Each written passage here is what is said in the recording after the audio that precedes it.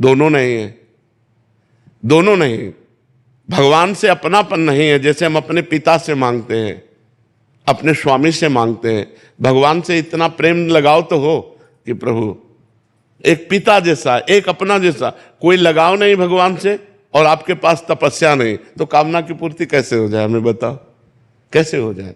फिर तो चराचर जगत भगवान का बच्चा है, सब कामना ही कर रहे हैं, तो सबकी पूर्ति हो जानी चाहिए। लेकिन शर्त है, दो बातों में से एक बात आप में होनी चाहिए, या तो भगवान से पूरा लगाव होना चाहिए और भगवान पर पूर्ण समर्पित होना चाहिए, भगवान के सिवा दूसरा कोई सहारा नहीं होना चाहिए, पक्का कामना की पूर्ति हो जाएगी। और या फिर इतना पाठ पूजा होना चाहिए, जब तब पाठ पूजा हो तो कामना करो तो पूर्ति हो जाएगी, ऐसे कामना करो तो फिर ऐसे कैसे पूर्ति हो जाएगी? चराचर जगत कामना ही तो कर रहा है, सबकी पूर्ति हो जाए, ऐसे भगवान नहीं सुनते।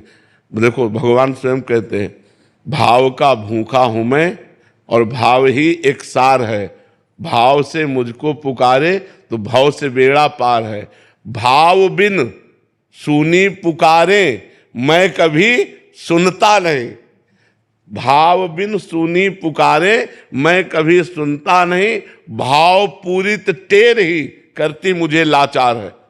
कामना पूर्ति करने के लिए भगवान को विवश कब हो जाएगा? जब जैसे बच्चा अपनी माँ से कहता है, अपने पिता से कहता है, तो हम भगवान को अपना माने तो भगवान को तो अपना नहीं मानते, और भजन साधन है नहीं तो कामना क्यों पूर्ण हो? हमें बताओ। अब जैसे आप कह रहे हो कि हम 5,000 का भोग लगा देंगे, महाराज जी घूस देते हैं।